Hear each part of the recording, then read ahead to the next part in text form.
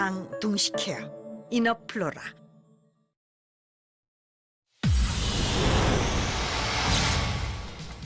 미국 아카데미 시상식에서 우리 영화 기생충이 작품상과 감독상, 각본상, 국제영화상까지 4개 부문을 수상했습니다. 비영어권 영화가 작품상을 받은 건 92년 아카데미 역사상 처음입니다. 봉준호 감독도 아시아 감독으로서 사상 2번째로 감독상을 거머쥐었습니다.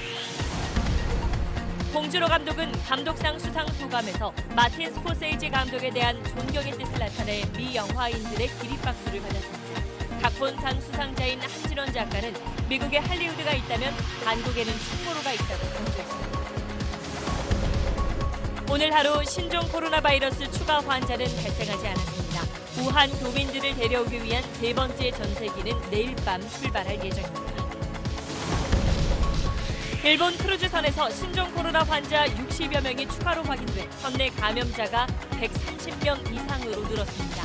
우리 정부도 크루즈선의 국내 입항을 한시적으로 금지했습니다. 마스크 105만 개를 따로 빼돌린 뒤 불법 거래를 하려고 했던 마스크 유통업자들이 식약처 단속에 적발됐습니다. 단속 현장을 취재했습니다.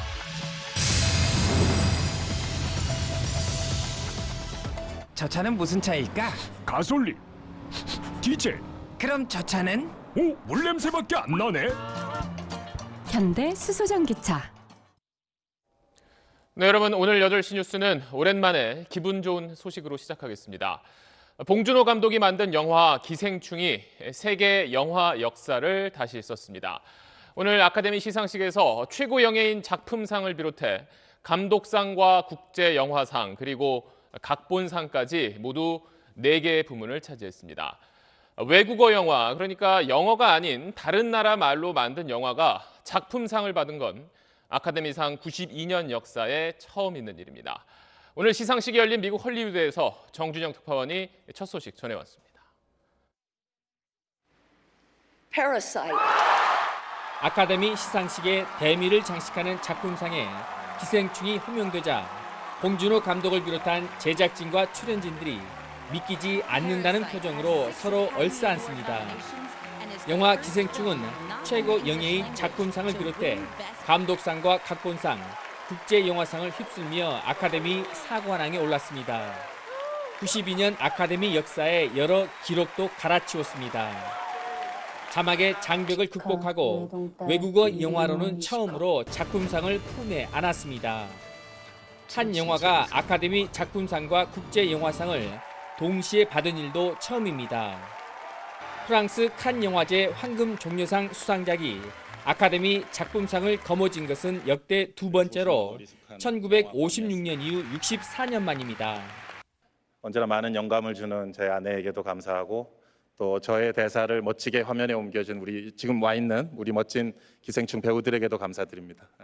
또 아시아 감독이 할리우드가 아닌 아시아에서 제작한 영화로 아카데미 감독상을 받은 것은 봉준호 감독이 처음입니다. 이 트로피를 정말 오스카 측에서 허락한다면 텍사스 전기톱으로 이렇게 5개로 잘라서 나누고 싶은 마음입니다. 기생충은 미술상과 편집상 후보에도 올랐으나 2부분 수상에는 실패했습니다. 단편 다큐상 후보에 올랐던 세월호 참사 다큐멘터리 부지의 기억은 아쉽게도 수상자로 호명되지 못했습니다. 미국 영화 산업의 상징인 아카데미의 최고상까지 품에 안으면서 기생충은 세계 영화 역사에 남을 명작의 반열에 오르게 됐다는 평가도 나오고 있습니다. 할리우드에서 SBS 정준영입니다. 네, 이미 많은 분들이 보셔서 기생충 영화 내용은 대부분 아실 겁니다. 한국적이면서도 동시에 누구나 공감할 수 있는 사람 살아가는 이야기에 전 세계가 빠져들었습니다. 예술성과 작품성을 중시하는 칸 영화제에 이어서 대중성을 높이 사는 아카데미에서도 기생충이 가장 높은 곳에 오를 수 있었던 이유입니다. 이경환 기자가 수상 배경을 분석해봤습니다. 봉준호 감독은 기생충을 계단 영화라고 말합니다. 빈부 사이에 놓인 가파른 계단. 무슨 수를 써서라도 어떻게든 계단을 올라가려는 가난한 사람들. 아버지, 저는 이게 위조나 범죄라고 생각하지 않아요. 저 내년에 이 대학 꼭 갈 거거든요. 그리고 이를 막으려는 부자들. 내가 원래 선을 넘는 사람을 제일 싫어하는데. 그 빈부격차의 역설을 흥미진진한 전개, 탄탄하게 구축된 캐릭터, 봉준호식 블랙 코미디로 잘 담아냈다는 평가가 나왔습니다. 기생충은 매우 한국적이면서도 인류 보편적인 영화이기도 했습니다. 영화는 반지하라는 지극히 한국적인 공간을 통해 이야기를 풀어내고 있지만 여기에 전 지구가 고민하는 계층 불평등이라는 소재를 투영시키며 모두의 공감을 얻어냈습니다. 독특한 유니크한 상황들의 연속처럼 보일 수도 있지만 사실은 또 충분히 벌어질 수 있는 일들이라고 생각도 들고요. 하지만 영화에는 완벽한 악인도 완벽한 선인도 없습니다. 누군가의 사악한 의도 없이도 비극은 충분히 만들어질 수 있다는 우리가 살아가는 세계와 닮았습니다. 상업영화 최대 축제 아카데미 시상식에서 영어 아닌 영화가 작품상을 받은 첫 사례로 기록됐다는 것. 그만큼 기생충이 언어의 장벽을 뛰어넘을 만큼 보편적인 정서를 담고 있다는 방증이었습니다. I think we use only just one the language, the cinema. Thank you. SBS 이경원입니다. 자, 우리는 외국 영화 볼 때 자막을 같이 보는 게 익숙하지만 미국은 그렇지 않다고 합니다. 그 말은 그 대사가 영어가 아니면 영화의 중심인 미국에서는 성공하기 쉽지 않다는 뜻이기도 한데 영화 기생충은 방금 보신 이 탄탄한 스토리와 또 맛깔스러운 번역으로 전 세계를 사로잡았습니다. 계속해서 서동균 기자입니다. 서울대학교 문서 위조학과 뭐 이런 거나? 관객을 웃기는 송강호의 이 대사는 서울대 대신 옥스퍼드로 번역됐습니다.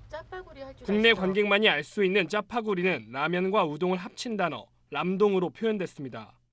미국 출신의 번역가 달시파켓의 자막 구성은 봉준호 영화 특유의 맛깔스러운 대사의 상징성과 뉘앙스를 잘 살려 외국인들의 몰입도를 높였습니다. 제시카, 외동딸, 일리노이, 시카고. 과선배는 김진모, 그는 이사촌. 미국인 관객들을 가장 크게 웃긴 일명 제시카송도 번역의 힘이 더해지며 큰 인기를 불러왔습니다. 부자 가족과 가난한 가족이 절묘하게 대비되는 기택 가족의 정교한 반지하 집 세트도 미술상 후보에 오르며 세계 관객의 눈을 사로잡았습니다. 취약계층의 어려움에 대한 꼼꼼한 현장 취재로 시나리오를 이끈 한진원 작가도 감격의 소감을 전했습니다. 아까 감독상 수상 때 소리를 너무 질러가지고 목이 다 죽었어요. 정말 저는 그게 마지막일 거라 생각했거든요. 미국 영화계의 속성을 파악하고 공략한 제작, 배급사의 통큰 투자도 큰 몫을 했습니다. CJ는 칸 이후부터 아카데미 수상을 염두에 두고 제작비의 3배를 뛰어넘는 3천만 달러를 홍보에 투자했습니다. SBS 서동균입니다. 봉준호 감독은 지난달 열린 골든글로브 시상식에서 1인치 정도 되는 자막의 장벽을 뛰어넘으면 여러분이 훨씬 더 많은 영화를 즐길 수 있다는 말을 했습니다. 영화라는 이 공통된 언어로 바라보면 이 언어의 벽은 무의미하다는 그 수상 소감은 당시 큰 울림을 남겼습니다. 그래서 오늘 아카데미 시상식에서는 과연 어떤 수상 소감을 할지 관심이 많았는데 김경희 기자가 그 내용을 정리했습니다. 시나리오를 쓴다는 게 사실 뭐 되게 고독하고 외로운 작업이죠. 내셔널로 이름이 바뀌었는데 그 이름 바뀐 첫 번째 상을 받게 돼서 더더욱 의미가 깊고요. 그 이름이 상징하는 바가 있는데 그 오스카가 추구하는 그 방향에 지지와 박수를 보냅니다. 좀 전에 그 국제영화상 수상하고 이제 오늘 할 일은 끝났구나 하고 이제 릴렉스하고 있었는데 너무 감사합니다. 어렸을 때 제가 항상 가슴에 새겼던 말이 있었는데 영화 공부할 때 가장 개인적인 것이 가장 창의적인 것이다. That quote was from our great Martin Scorsese. So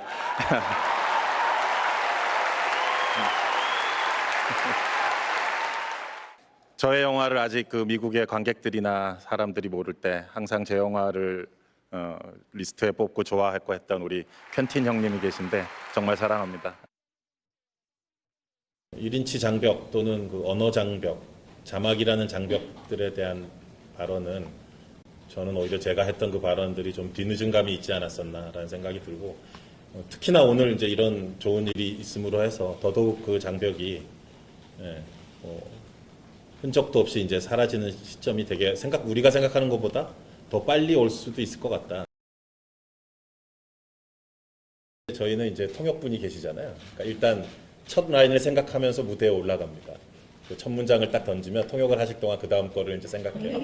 그럼 의외로 그 템포를 타면 차근차근 논리적으로 잘 전개시켜 나갈 수 있습니다. 그게 우리 통역자와 함께 스피치를 하는 이제 우리 팀만의 특권이죠. 왜 그랬을까요? 아니 이게 지금 그 질문에 대한 답을 정리할 시간이 저희도 그렇고 여러분들 거 아무도 지금 없는 것 같아요. 약간 더 시간을 갖고 짚어봐야 될 것 같아요. 일단은 그 기쁨 자체만을 일단은 생각하고 싶고요. 왜 이런 사태가 일어났는가에 대해서는 좀 더 심층적인 다각도의 분석이 이제 조만간 이제 따라오지 않을까 싶고, 오히려 제가 그러니까 뭐 한국이나 미국이나 프랑스나 일본의 여러분들한테 제가 여쭤보고 싶은 부분이에요.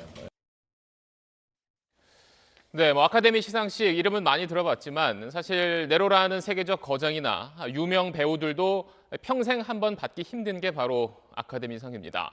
거기에 언어와 또 문화라는 보이지 않는 장벽까지 더해져서 우리 영화는 지금까지 후보에도 오른 적이 없었습니다.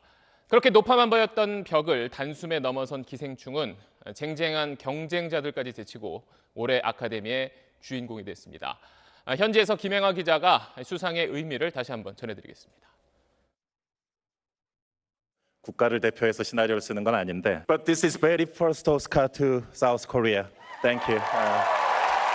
92년에 걸친 긴 역사 동안 아카데미는 한국 영화계가 가까이 가본 적도 없는 먼 산이었습니다. 한국 영화가 아카데미 후보에 오른 것도 처음이지만 후보에 오른 첫 해 트로피까지 하는 건 아시아 영화를 통틀어도 기생충이 처음입니다. 중국은 처음 외국어 영화상 후보에 오른 후 첫 수상까지 꼭 10년이 걸렸고, 일본은 지금까지 13차례나 외국어 영화상 후보에 올랐지만 수상은 2008년 단 한 번에 그쳤습니다. 언어의 장벽을 뛰어넘어서 보편적인 걸작이다 이렇게 평가를 했다, 이렇게 의미 부여를 할 수 있겠죠.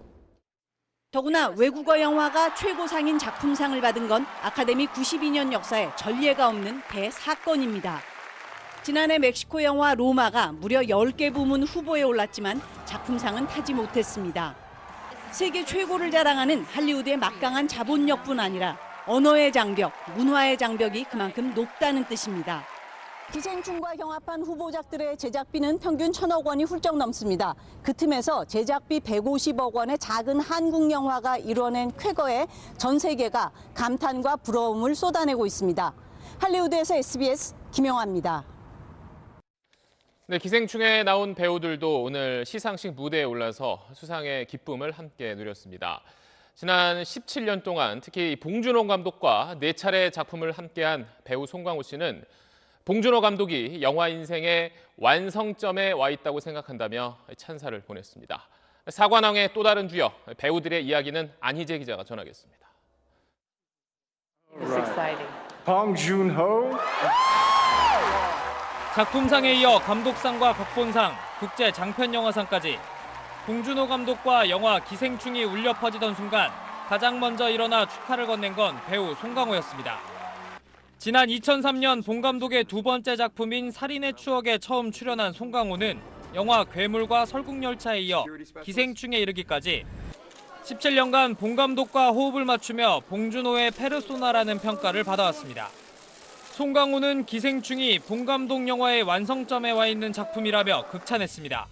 살인의 추억부터 이렇게 쭉 거쳐오는 봉준호 감독이 끈을 놓지 않았던 이 시대에 대한 탐구, 20년의 봉준호의 어떤 리얼리즘의 어떤 일종의 완성의 어떤 지점에 와 있는 작품이라고 저는 감히 생각이 들었고, 봉 감독 역시 상을 받을 때면 송강호에게 공을 돌리며 강한 신뢰를 보여왔습니다.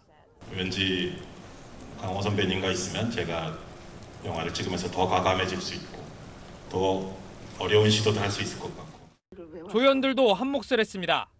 영화 마더와 옥자에 이어 봉 감독과 세 번째 호흡을 맞춘 배우 이정은은 이른바 강렬한 초인종 장면으로 몰입도를 크게 높였고, 최우식과 박소담을 비롯한 젊은 배우들의 활약도 아카데미 사관왕이란 기록을 세우는데 빼놓을 수 없다는 평가입니다. SBS 안희재입니다. 아카데미까지 거머쥔 봉준호 감독이 다음 영화를 뭘 만들지 벌써부터 기대하는 분들이 많습니다. 이미 그 자체가 장르라는 평가를 받고 있는 봉준호 감독의 작품 세계를 김수현 기자가 들여다봤습니다. 봉준호는 그 자신이 장르가 되었다. 장르를 넘나들며 단일 장르로 규정하기 어려운 봉준호 감독의 영화 세계를 표현한 말입니다. 자유분방한 상상력과 유머, 날카로운 현실 비판 의식, 여기에 봉테일로 불릴 정도로 디테일을 중시하는 완벽주의까지 더했습니다. 코미디인 듯 스릴러인 듯 한국 사회의 부조리를 드러냈던 데뷔작 플란더스의 개부터 살인의 추억, 한국형 블록버스터 괴물, 심리 스릴러 마더, 설국열차와 옥자, 기생충까지 가볍지 않은 주제를 솜씨 있게 요리하며 봉준호식 장르를 발전시켜왔습니다. 영화라고 하는 거의 매체적 특성과 그 영화가 관객들에게 줄 수 있는 쾌감, 그 장르적인 쾌감이죠. 이거를 굉장히 잘 구현을 하고 게다가 또 한국 특유의 그 작가주의가 있어요. 제작비 150억 원의 기생충과 경쟁한 다른 후보작들은 대부분 제작비 1,000억 원대의 대작들입니다. 영화 산업 심장 할리우드에서 작품성과 흥행성을 공인받아 전 세계에서 러브콜이 이어질 것으로 보이는 가운데 차기작에 대한 기대가 커지고 있습니다. 서울 도심에서 벌어지는 어떤 공포스러운 상황을 다룬 그런 영화를 준비하는 게 하나 있고요. 두 번째는 영화입니다. 또 미국 HBO의 기생충 드라마 제작에도 참여할 예정이라 봉준호 장르의 팬들은 더욱 늘어날 것으로 보입니다. SBS 김수현입니다. 네, 흔히 오스카상이라고도 불리는 이 아카데미상은 매년 2월 미국 영화예술과학 아카데미가 선정합니다. 위원들의 투표로 결정을 하는데 올해 그 투표에 참여한 사람이 무려 8,469명입니다. 감독, 배우 이렇게 17개 직군으로 나뉘어서 투표를 하게 되는데 최고 권위의 상인 작품상만큼은 모든 부문의 위원들이 투표에 참여를 합니다. 그럼 누가 투표권이 있는지 참 궁금한데 그 전체 명단은 공개되지 않고 있습니다. 다만 국내에서는 임권택 감독과 박찬욱 감독, 또 배우로서는 최민식 씨, 송강호 씨, 또 이병헌 씨가 그 투표위원회에 포함돼 있는 걸로 알려졌습니다. 위원회 임기는 종신제인데 지금까지 투표위원들이 주로 백인 또 남성 중심으로 구성돼 있어서 갈수록 시상식이 보수적이다 또 다양성이 떨어진다는 비판을 받아왔습니다. 그런 아카데미가 올해 한국 영화인 기생충을 선택한 이유는 뭘지 이주상 기자가 그 이유를 짚어봤습니다. Oscars for the first time in the history of the Academy Awards, a non-English language film taking home the top prize of Best Picture. 특히 CNN은 기생충이 다른 경쟁작들을 압도했다고 평가했습니다. 미국의 연예 전문 매체인 베니티 페어도 완벽한 작품성으로 외국어 영화의 자막에 대한 거부감을 없앴다고 극찬했습니다. 이런 뛰어난 작품성과 감독 역량은 기본이지만 지금까지와는 다른 아카데미 선정위원회의 변화가 기생충 수상의 중요한 요인으로 분석되고 있습니다. 아카데미상은 그동안 미국 사회 주류인 백인들의 상이라는 비판을 받아왔습니다. 지난 2015년부터 인터넷을 중심으로 오스카 소 화이트 해시태그 운동이 번져나갔고 주최 측인 미국 영화예술과학 아카데미는 소수인종 회원을 늘리면서 다양성을 강화해왔습니다. 미국 사회가 처한 현실 역시 아카데미 선정위원들의 선택에 영향을 미칠 수밖에 없습니다.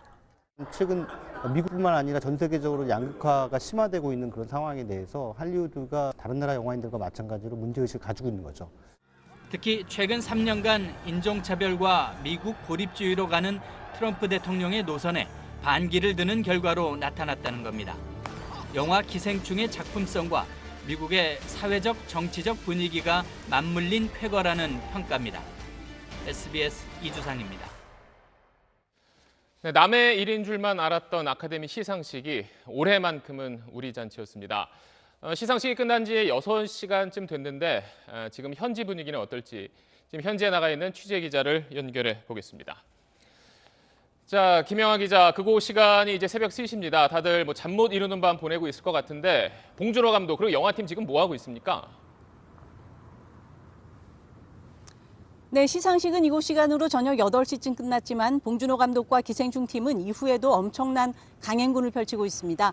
원래 아카데미는 시상식이 끝난 후에 수상자들이 참석하는 파티와 행사들이 끊임없이 이어지는데요. 봉준호 감독과 기생충 팀은 가장 먼저 기자회견을 열어서 한국 팬들에게 감사 인사를 전했고요. 이후에 공식 행사에 합류했습니다. 사관왕을 이룬 데다 최고상인 작품상까지 받았기 때문에 아마 새벽이 돼서야 자체적인 파티를 조촐하게 가질 수 있었을 것 같습니다. 자, 사실 이렇게 사관왕이라는 엄청난 성적을 거둘 거라 뭐 이런 예상까지는 사실 많지 않았는데 어떤가요? 현지에서는 그런 분위기가 좀 있었습니까? 네, 사실 어제까지만 해도 안개 속이었습니다. 특히 작품상 부문에서는 경쟁작인 1917이 워낙 평가가 좋았기 때문에 조금 가늠하기 어려운 게 아니냐 이런 얘기들도 많이 있었는데요. 분위기가 감지된 건 첫 번째 수상 소감 직후부터입니다. 수상자들은 상을 받은 직후에 인터뷰룸으로 이동해서 질의응답을 하도록 돼 있었는데 봉 감독이 일찌감치 첫 번째 상을 받았는데도 인터뷰룸에 좀처럼 나타나지 않은 겁니다. 그래서 후반부에 있는 국제장편영화상, 감독상, 작품상 이런 수상을 염두에 두고 주최 측이 인터뷰 일정을 조율하고 있는 것 아니냐 이런 예측이 나오기 시작했습니다. 오늘 시상식장에서는 뭐 영화 기생충이 호명될 때마다 큰 박수가 쏟아졌는데 끝나고 인터뷰에서도 기립박수가 쏟아졌다면서요? 네, 이번 시상식에 취재 허가를 요청한 언론사만 전 세계에서 1,100곳이 넘습니다. 프레스룸에 봉준호 감독이 도착하자 취재진들이 환호성을 지르면서 기립박수를 보냈는데요. 공식 인터뷰 자리에서 취재진이 기립박수를 보내는 건 좀처럼 보기 힘든 일입니다. 그만큼 기생충이 이룬 성과에 대해서 세계 언론들도 공감한다는 의미겠죠. 지금까지 할리우드에서 아카데미 소식이었습니다. 네, 신종 코로나 소식 전해드립니다. 오늘 하루 국내에서 새로 확진 판정을 받은 사람은 없었습니다. 정부는 중국 우한 교민들을 데려오기 위한 세 번째 전세기를 내일 밤 보내기로 하고 중국과 막판 조율을 하고 있습니다. 교민과 중국 국적 배우자, 자녀 등 150명 정도가 탑승할 것으로 보이는데 임시 생활시설은 경기 이천의 국방어학원으로 정해졌습니다. 김혜영 기자가 보도합니다. 우한 3차 전세기, 내일 밤 인천국제공항을 출발해 모레 아침 김포로 돌아오는 일정으로 중국과 막판 협의 중입니다. 이번에 돌아올 교민들은 앞선 두 차례보다 최소 열흘 이상 우한에 더 머무른 만큼 정부는 검역 절차를 더 꼼꼼히 진행하겠다고 했습니다. 중국 검역 당국에 의한 검역 한 번과 우리의 의료진과 검역 담당 조직에 의한 세 차례의 검역을 받고 귀국 신청자는 170명이 넘었지만 신청 요건을 충족한 사람은 150여 명. 이 중에서도 무증상자만 탑승이 가능합니다. 중국 국적 배우자나 직계 가족은 전세기에 오를 수 있는데 한국인 동승자 없이도 탑승할 수 있을지는 양국 정부가 아직 협의 중입니다. 아이들 엄마만 우한에 남아 있는데 지금 못 한다고 해서 그 결과만 기다리고 있는 거죠. 저희 집사람도 들으면 너무 좋아할 겁니다. 귀국 교민들은 경기 이천의 군 교육시설인 국방어학원에서 의료진과 함께 2주간 격리됩니다. 아파트 단지와 1km 남짓, 이천시청 등 도심지와는 약 17km 떨어진 곳으로 오늘 주민설명회도 열렸습니다. 마스크라든지 손세정제라든지 또 다른 관련되는 그 부분이 필요하다고 말씀 주시면 저희가 이천시하고 협조해서 공급을 해드립니다. 그래서 그 부분은 걱정하지 마시고요. 정부는 또 중국 산둥성의 한국인 확진자 가족은 중국에서 의료 서비스를 받고 있다며 국내 이송을 검토하고 있지 않다고 밝혔습니다. SBS 김혜영입니다. 중국에선 신종 코로나 확진자가 4만 명, 사망자는 900명을 넘어섰습니다. 베이징 연결하겠습니다. 정성엽 특파원, 긴 춘제 연휴가 끝나고 오늘부터 출근하는 곳이 많았을 텐데 분위기가 어땠습니까? 3주 가까이 진행된 춘제 연휴를 끝내고 후베이성을 제외한 많은 지역들이 오늘부터 업무 복귀를 시작했지만 이 평소 모습과는 사뭇 달랐습니다. 이 출근길 지하철 이용객도 훨씬 적었고요. 또 지하철에서도 사람들이 모두 마스크를 쓴 채 서로 간에 거리를 두는 모습이었습니다. 점심시간 시내 중심가 식당가에도 오가는 사람들이 적었습니다. 이 사무실 건물에 드나드는 사람들은 반드시 체온을 재야 했고요. 실명 등록도 해서 출입을 철저히 관리했습니다. 베이징이나 상하이 등 대도시로 돌아온 사람이 작년 대비 4분의 1 수준도 안 된다는 통계에서 보면 아직 일터 복귀를 늦추는 사람들이 많아 보입니다. 네, 그렇다고 마냥 복귀를 미룰 수만도 없을 텐데 이번 주가 확산의 중요한 고비가 되겠군요. 신종 코로나 바이러스 잠복기가 최대 24일이라고 중국 전염병 최고권위자 중난산 원사가 밝혔습니다. 지금까지 알려진 최대 잠복기 14일보다 훨씬 긴 기간입니다. 그만큼 격리 시간이 더 필요하다는 얘기입니다.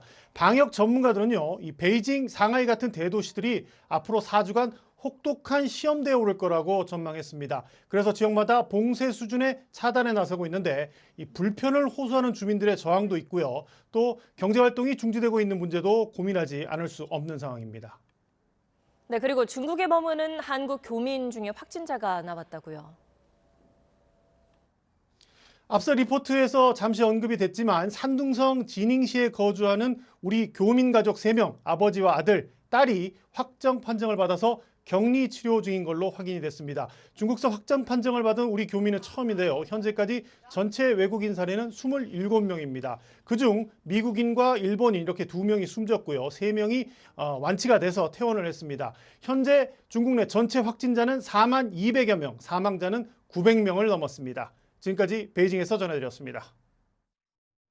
네, 중국에선 신종 코로나 관련해 당국을 비판하는 목소리가 높은 가운데 이번엔 우한의 열악한 실태를 폭로해온 한 시민 기자가 실종됐습니다.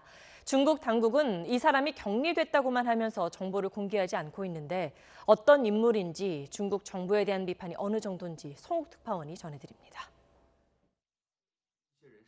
병원 복도 간이 침대에 누워 의료진을 애타게 기다리는 환자들과 휠체어에 앉아 숨진 환자 옆에서 망연자실한 가족.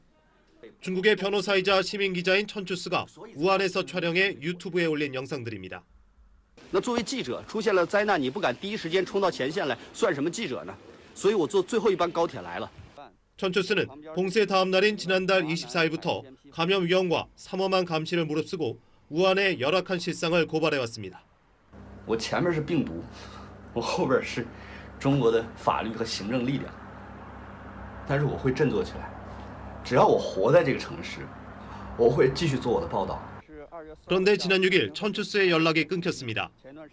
중국 당국은 가족들에게 천추스를 강제 격리했다고만 설명하고 언제 어디로 갔는지는 알려주지 않았습니다.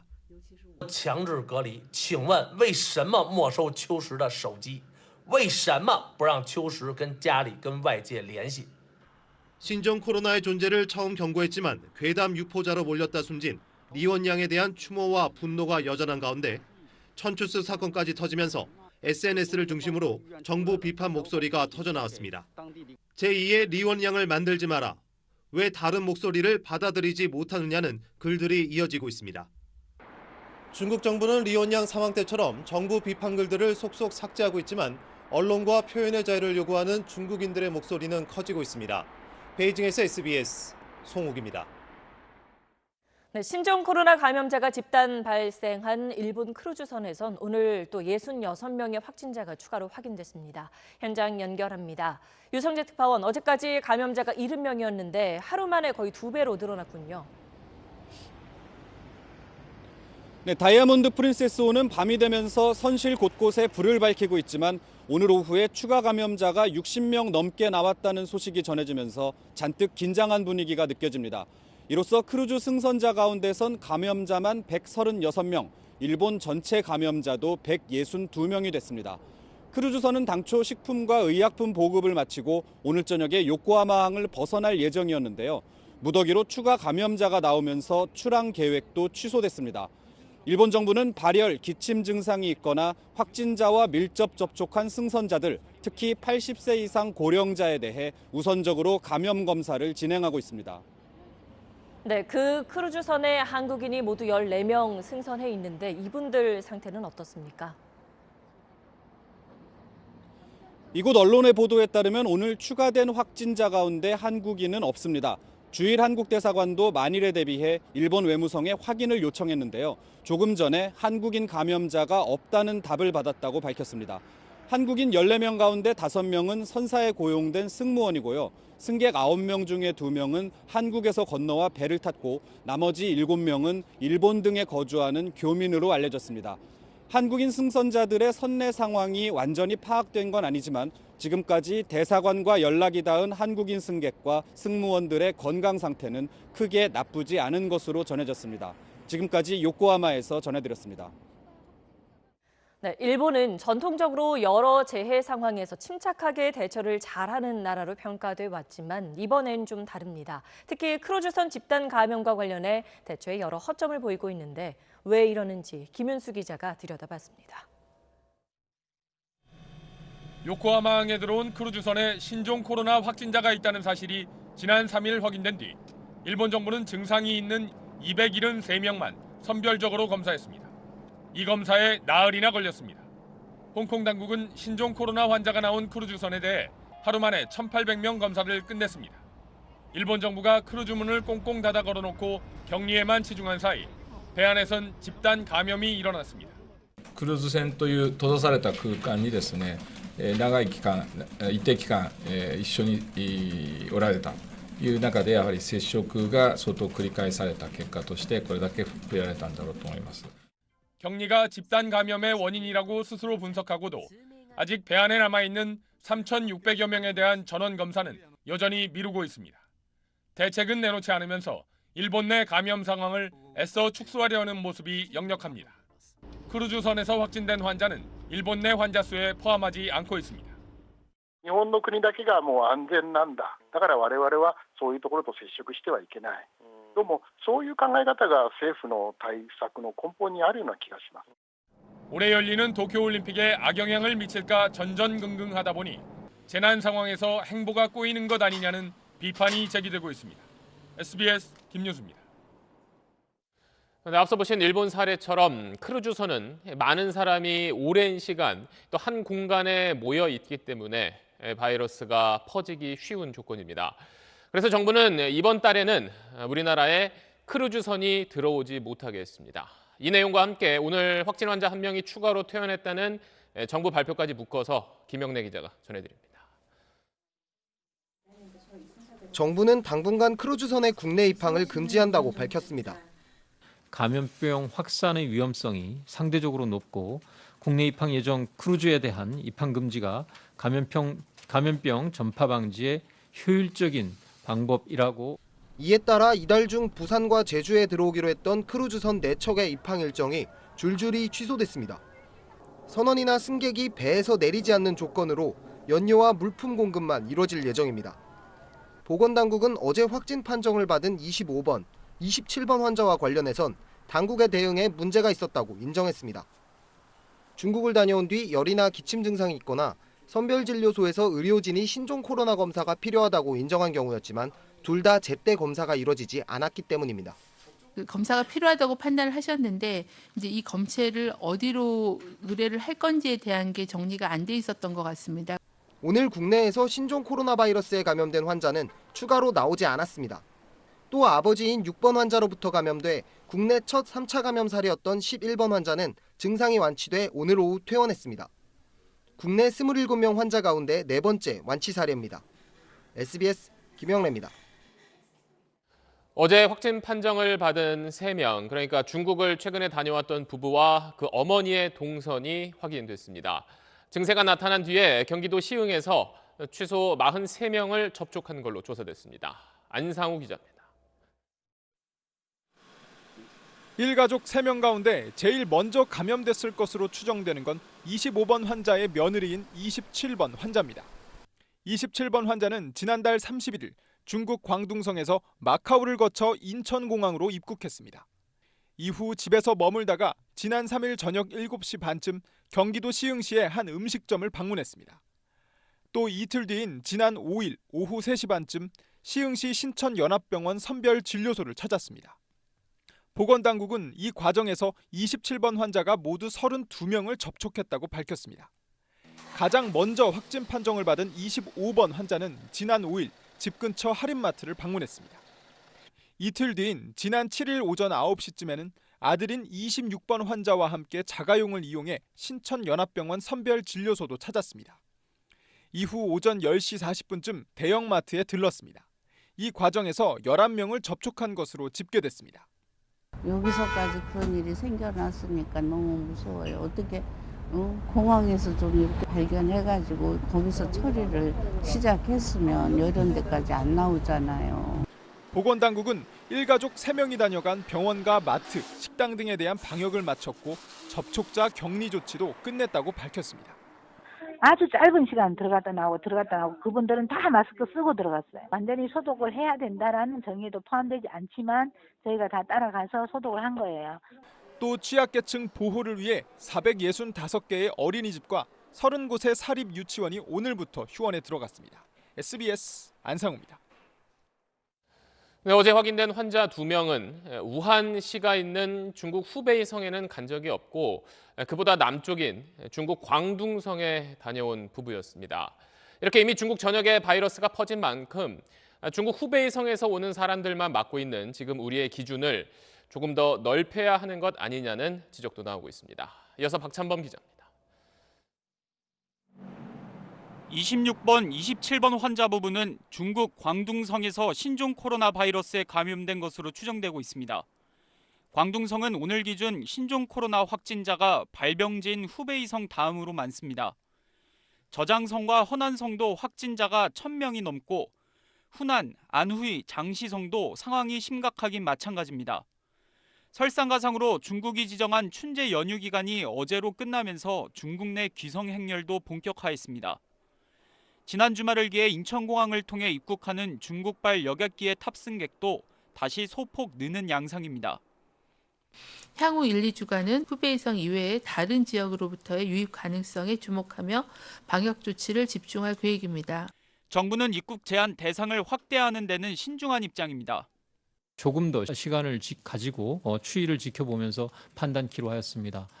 외교적 갈등은 물론 중국에 진출한 우리 기업들의 타격도 우려되기 때문이지만 방역 전문가들은 서두를 필요가 있다는 의견입니다. 감염병 관리의 핵심 포인트는 2가지 유입 차단, 국내 환자 전파 차단 부분에 국민 건강권의 관점에서 모든 부분이 최우선이 돼야지. 전문가들 사이에선 입국 제한 범위를 적어도 지역 감염이 만연한 후베이성 주변 대여섯 개 성으로 확대해야 한다는 지적이 나옵니다. SBS 박찬범입니다. 이런 가운데 마스크는 여전히 비싸고 또 갈수록 구하기가 어려워지고 있습니다. 그 많던 게 다 어디 갔나 싶은데 무려 100만 장이 넘는 마스크를 더 비싸게 팔려고 모아뒀던 업체가 당국에 적발됐습니다. TBC 서은진 기자가 취재했습니다. 경북 의성의 한 창고에 식약처 위해사범 조사단이 들이닥쳤습니다. 여러 종류의 영문 상표가 적힌 상자가 창고 안쪽에 산더미처럼 쌓여 있습니다. 상자를 뜯어보니 하얀색 마스크가 빽빽히 들어있습니다. 표시상은 왜 다른 걸 돼 있어요? 그거 뭐 식약처에서 걸린다고 이걸 바꿔줬다고 그러죠. 창고 다른 쪽에 쌓인 상표가 없는 상자에도 여러 종류의 마스크가 가득 차 있습니다. 이 창고에서 적발된 마스크는 105만 개. 마스크 매점 매석 단속 이후 최대 규모입니다. 적발된 업체는 인터넷 중고 사이트를 통해 마스크를 기존 가격의 2배를 받고 팔기 위해 사재기를 한 것으로 드러났습니다. 특히 인터넷으로 보건용 마스크 105만 개를 현금 14억 원에 판매한다고 광고해 구매자를 고속도로 휴게소로 유인한 뒤 보관창고로 데려가 판매하는 수법으로 단속을 피해왔습니다. 신종 코로나 사태에 편성해 사재기로 한탕을 노리거나 마스크 한 장이 아쉬운 서민들을 등치는 일이 잇따르고 있어 각별한 주의가 필요합니다. TBC 서은진입니다. 네, 신종 코로나 바이러스 걱정에 여행 가려고 했던 생각을 바꾸는 사람도 늘고 있습니다. 그러다 보니 서울에서 제주 가는 비행기표가 택시 기본요금보다 싼 3,000원까지 떨어진 것도 있습니다. 정부가 항공업계 긴급 지원에 나서기로 했습니다. 이 소식은 한세연 기자입니다. 티웨이 항공 홈페이지에서 서울발 제주행 항공권을 검색해봤습니다. 서울 택시 기본요금보다 싼 항공권들이 나옵니다. 유류 할증료, 공항 이용료 등을 다 더해도 13,000원대입니다. 다른 저비용 항공사들도 상황은 비슷합니다. 신종 코로나 공포가 확산하며 여행 심리가 얼어붙자 항공사들이 비인기 시간대 일부 좌석이긴 하지만 가격 파괴안을 꺼내든 겁니다. 전 업계가 다 어려운 상황이니까 여행 갈 수 있는 그런 심리들도 많이 위축되고 하기 때문에. 신종 코로나 발병지인 중국으로의 운항 편수는 한 달여 만에 70%가량 급감했습니다. 전체 항공권 환불 금액도 2주 만에 2천억 원에 육박했습니다. 지난해 일본 불매운동 영향으로 일본 여행이 급감한 데 이어 중국, 동남아는 물론 제주 등 국내 항공 수요까지 줄어 항공사들이 어려움에 빠지자 정부가 긴급 지원에 나섰습니다. 착륙료 등 공항시설 사용료 납부 유예 및 감면과 항공사 과징금 납부 유예 등 여러 방안을 적극적으로 검토하겠습니다. 중국 이외 대체 노선 개설과 구정기 편 운항도 지원하기로 했습니다. 이럴수록 안전을 더 강화해 나가야 됩니다.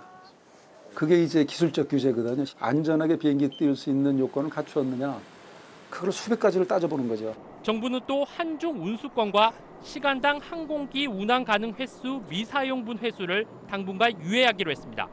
SBS 한세연입니다. 신종 코로나 바이러스는 우리 일터의 모습도 바꿔놓고 있습니다. 직장에서도 마스크에 손 소독제, 또 열화상 카메라는 이제 꼭 필요한 물건이 됐고 아예 출근하지 말고 집에서 근무하라는 회사도 있습니다. 이 내용은 안서연 기자입니다. 하나같이 마스크를 착용한 채 팀원 회의가 한창입니다. 오전과 오후 하루 2번 정해진 시간엔 팀의 막내가 선배들 이마에 체온계를 갖다 대고 일일이 체온을 기록합니다. 37.5도가 넘고 해외 체류 경험이나 의심 증상이 있으면 즉시 격리 공간으로 보내고 보건당국에 자진 신고를 합니다. 마스크를 쓰고 체온 측정하는 것이 더 구성원들 간에 안심이 되고 업무에 집중할 수 있는 것 같습니다. 해외 관광객과 접촉이 많은 면세점 직원들에겐 특별한 식단을 제공하고 있습니다.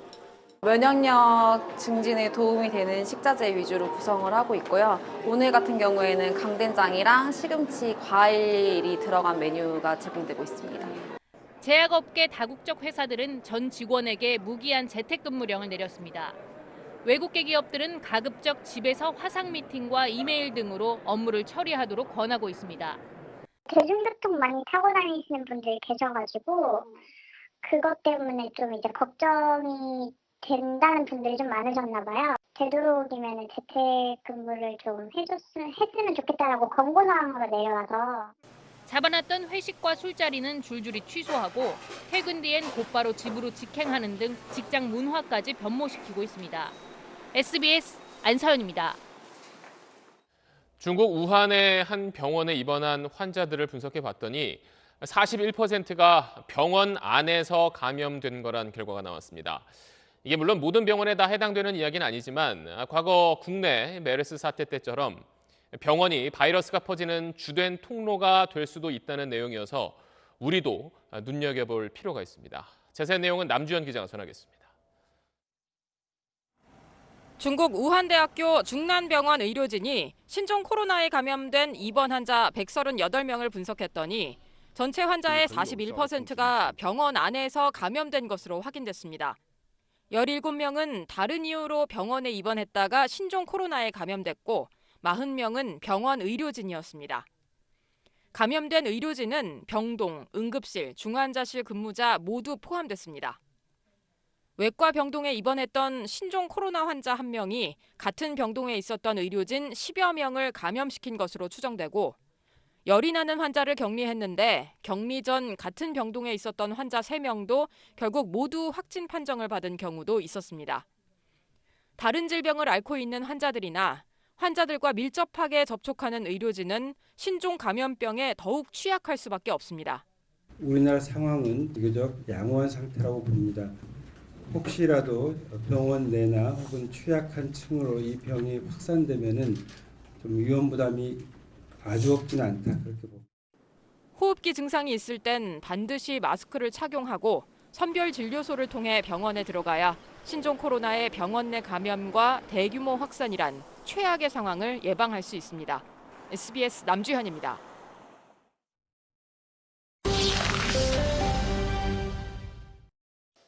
지난달 13일부터 26일까지 우한에서 입국한 신종 코로나 전수조사 대상자는 네 외국인을 모두 합해서 2,991명입니다. 오늘 새벽 0시를 기준해서 2주, 그러니까 최장 잠복기가 지나서 관리 대상에서 모두 빠졌습니다. 그럼 왜 2주, 14일일까요? WHO나 미 질병통제예방센터 모두 14일을 신종 코로나 최장 잠복기로 봅니다. 환자 정보가 가장 많은 중국 정부도 마찬가지입니다.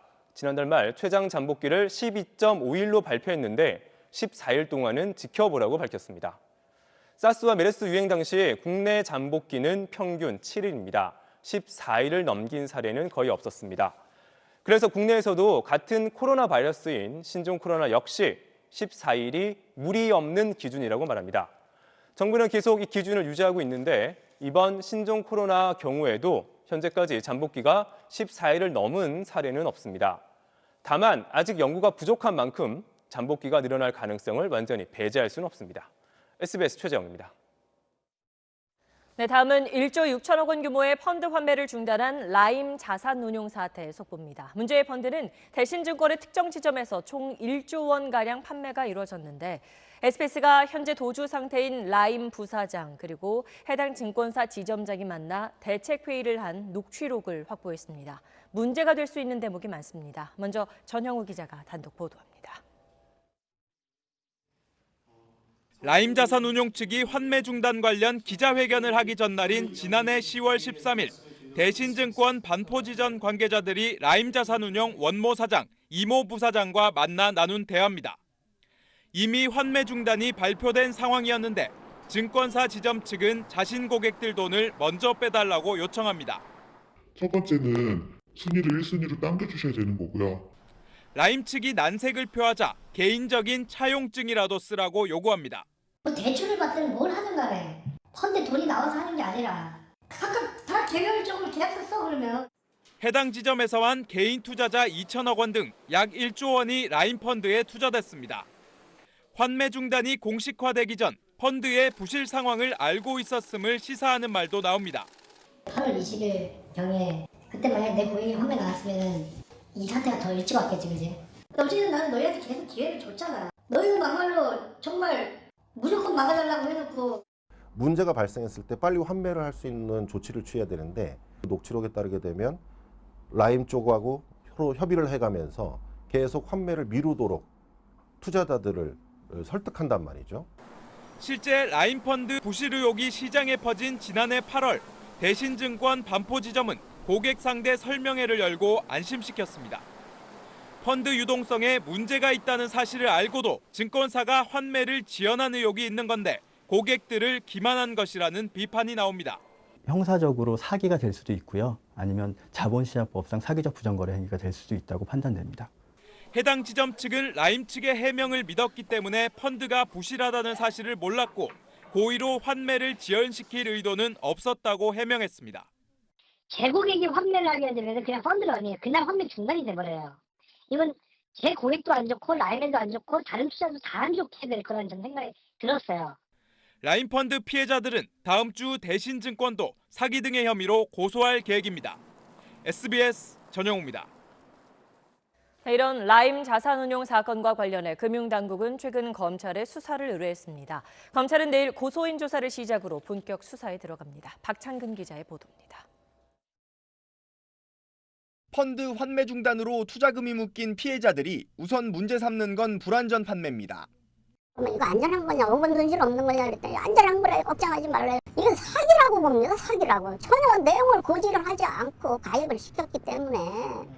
금융당국과 법조계에선 불안전 판매 문제 외에 펀드 모집과 운용 과정에서의 사기성도 의심하고 있습니다.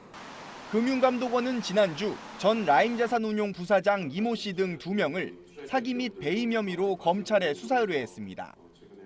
펀드의 손실 가능성을 알고도 투자자를 추가 모집했고 펀드의 부실을 메우기 위해 펀드 구조를 바꾸는 과정에서 투자자에게 제대로 알리지 않았다는 혐의를 두고 있습니다.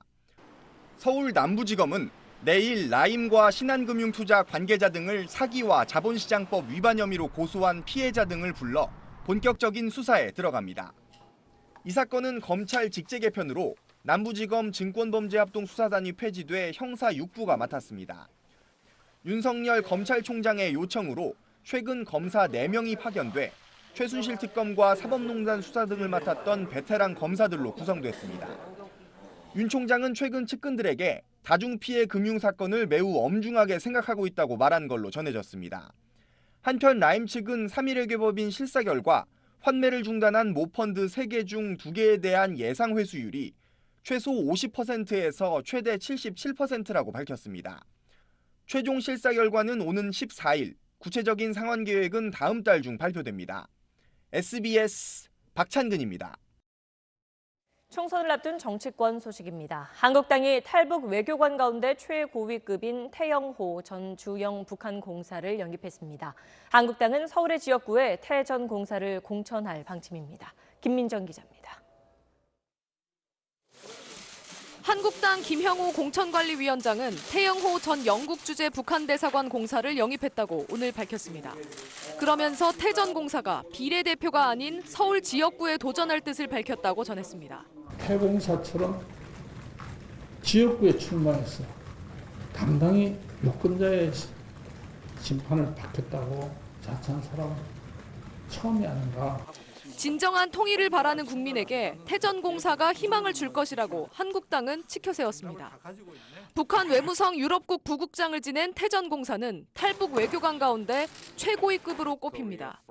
지난 2016년 8월 영국에 있던 태 전 공사는 김정은 체제에 대한 염증과 자녀 장래 문제를 이유로 한국으로 탈북했습니다. 보수 통합의 산파역인 통합신당 준비위는 오늘 신당의 이름을 대통합신당으로 잠정 결정했습니다. 자유한국당과 새로운 보수당 내부 논의를 거친 뒤 당명은 최종 확정됩니다. 민주당은 최기상 전 부장판사를 영입해 곧 공식 발표할 예정입니다. 최 전 부장판사는 진보 성향 판사 모임인 우리법 연구회 출신으로 전국 법관 대표회의 의장을 지냈습니다. 이탄희 전 판사처럼 사법개혁의 목소리를 높여온 최 전 부장판사는 총선 직전 민주당에 합류하게 됐습니다. SBS 김민정입니다. 종로에 출사표를 던진 황교안 한국당 대표가 역사인식 논란에 휩싸였습니다. 5.18 민주화 운동을 1980년 무슨 사태라고 표현했다는 건데 비판이 쏟아졌고 황 대표는 광주와는 무관한 발언이었다고 해명했습니다. 김수영 기자입니다. 황교안 한국당 대표는 어제 서울 종로구에 있는 한 분식집 앞에서 지역 주민과 대화 도중에 이런 말을 했습니다. 1980년 그때 뭐 하여튼 무슨 사태가 있었죠. 그래서 학교가 휴교되고 뭐 이랬던 기억도 나오고 그러네. 근처에 있는 모교인 성균관대 시절을 얘기하다 나온 말인데 1980년 하여튼 무슨 사태란 이 표현이 도마에 올랐습니다. 황 대표가 대학 4학년생이던 1980년 광주에서 민주화 운동이 있던 5월엔 각 대학에 휴교령이 내려졌습니다. 황 대표가 그때를 떠올리며 5.18 민주화 운동을 광주 사태라고 말하던 것 아니냐는 비판이 나오는 겁니다. 광주 사태는 과거 군사정권이나 최근 극우 세력이 폄훼 목적으로 써온 표현입니다. 민주당과 진보 성향 야당에선 빈약한 역사인식이라거나 역사 공부를 하라는 비판이 나왔습니다. 아직도 황교안 대표의 역사인식이 신군부가 규정한 광주 사태에 머물러 있는지 묻지 않을 수 없습니다. 황 대표는 5.18 민주화 운동과는 전혀 관계가 없는 발언이었다고 직접 해명했습니다. 4학년 때인가? 네, 뭐 그런 그때의 얘기를 그때의 시점을 생각하는 것이죠. 광주하고는 전혀 관계가 없습니다. 한국당은 지난해 5.18 민주화 운동 폄훼 발언을 한 의원들을 제대로 징계하지 않아 거센 비판을 받기도 했습니다.